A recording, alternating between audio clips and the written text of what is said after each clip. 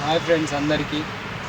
ఒకప్పుడు నేను మంచిగానే ఉన్నా, ఇంత మంచిగానే చేసిన, అందరికీ డబ్బులు ఇచ్చిన వాళ్ళ దగ్గర తిప్పుకున్నా, అన్నీ చేసిన.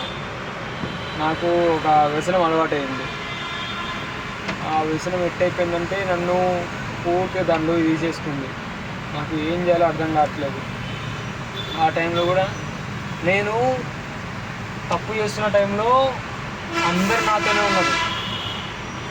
తప్పు చేసే టైంలో అందరు నాతో, నేను అడిగినంత డబ్బులు ఇచ్చిర్రు, నేను వాళ్ళకి మళ్ళీ డబ్బులు ఇచ్చేసిన, నేను అడిగినంత ఇచ్చిర్రు, అన్నీ చేసిర్రు. నాకు నా చిన్న బండి అంటే చాలా ఇష్టం. ఈ మత్తులో పడి దాన్ని కూడా తాకట్టు పెట్టుకున్నా. ఏం చేయాలో అర్థం కావట్లేదు. ఇప్పుడు నేను మారిపోయినా, అంటే ఆ వ్యసనం జోలికి పోతలేను, మారిన. కానీ నేను ఎంతమందికి హెల్ప్ చేసినో నేను అంతమందికి కాళ్ళు పెట్టిన.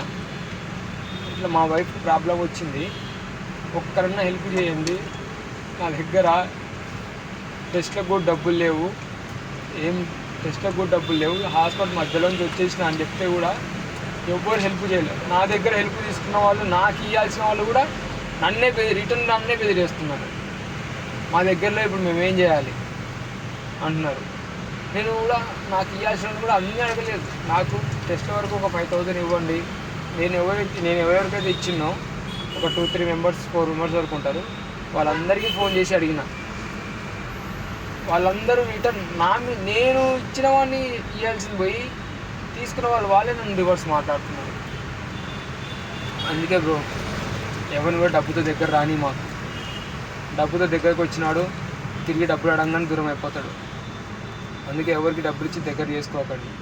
Thank you.